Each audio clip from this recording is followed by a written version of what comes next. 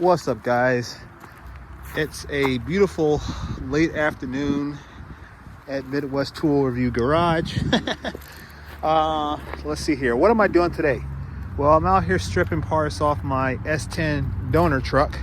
By the way, if anybody needs any S10 parts, let me know, because I just don't want to crush this thing and somebody needs a mirror or needs internal paneling or an ignition switch or a window or something like that.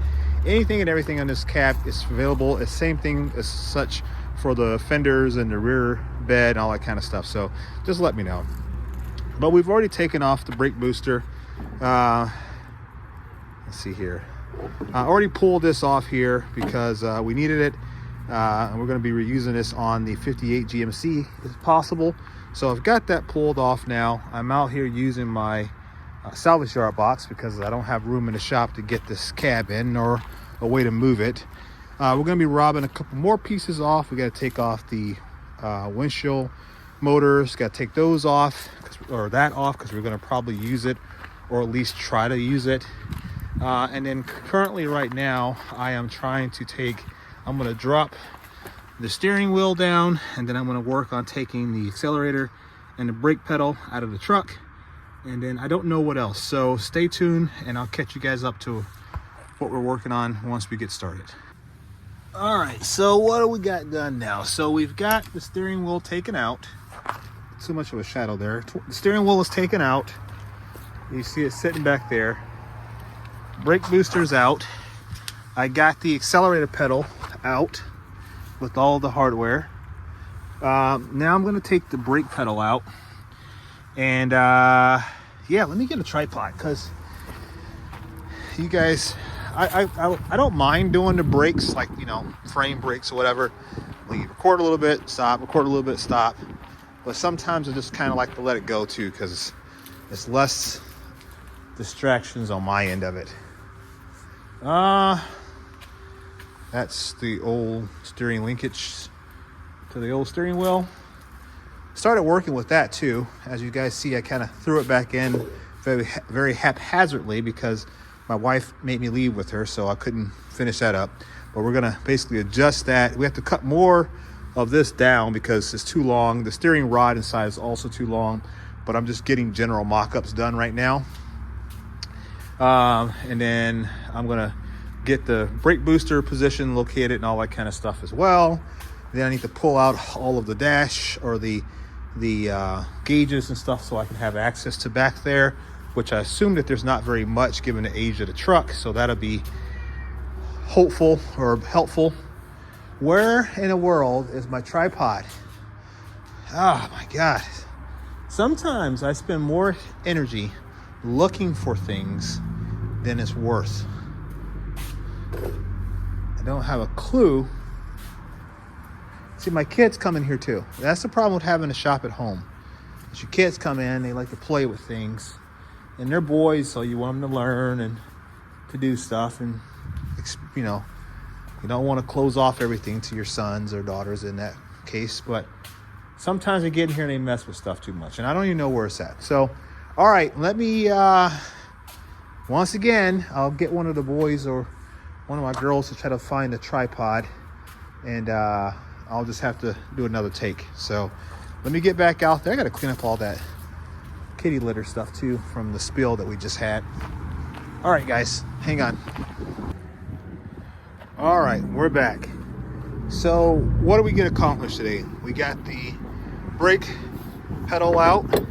We got the gas or accelerator pedal out. I'm using these because, well, I'm going to try to use them so that I can save some money. Also, it'll be probably a little bit easier hookup for everything. We also got the brake booster out, so we'll definitely be using this so we can save ourselves some money on that. That works just fine, or just fine. I don't know what this is, but it was connected to, I'm not sure what that was. I think this was connected to the transmission. I think that's part of the column shifter rod, so we'll keep that as well. We don't need the steering wheel, but we'll put it inside of the cab just so in case anyone else does, they can get it. In terms of the front of the truck, I don't know all this wiring. I gotta look at this because I know part of this wiring, or one portion of the wire, goes to like the transmission hookup or something like that. Although I don't think I'm gonna need that anymore for how I'm doing it. I just want to verify. I think it was this piece here. About 99.9% sure it was. So we'll probably take a little bit of this wire. If nothing else, we could scrap it. So that's another way to look at it as well. Don't mess with my stuff over there, boy head. Oh, I gotta take the window motor out of there. I gotta take that out real quick. Ulsa Tools, guys, check out. I know I talked about Ulsa Tools for the last couple of days. I'm just trying to show them some love. Some things that I haven't done a whole lot of reviews on, but they're indexable pry bar. I know Snap-on has one and everybody loves Snap-on, but man, for the price point, these things are absolutely fantastic. I've used the heck out of this one here. I've tried to take care of it, but you can see it's got its war wounds on it, but it's really good metal. And I think it's a 2-piece set. I believe it comes in a 2 or 3-piece set. I know I have this one and I have a smaller one, so I think it's a 2-piece set. But if you guys looking for a very, very, very, very affordable indexable pry bar, this guy is it, man. It does great. It doesn't even make any sense to buy the Snap-on one other than just to simply say you have Snap-on. So, but if that's what you're into, spend your money where you want to spend it.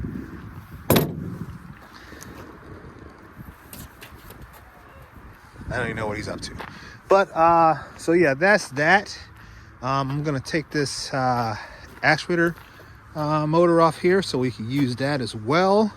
I don't know if we'll need any of the rod.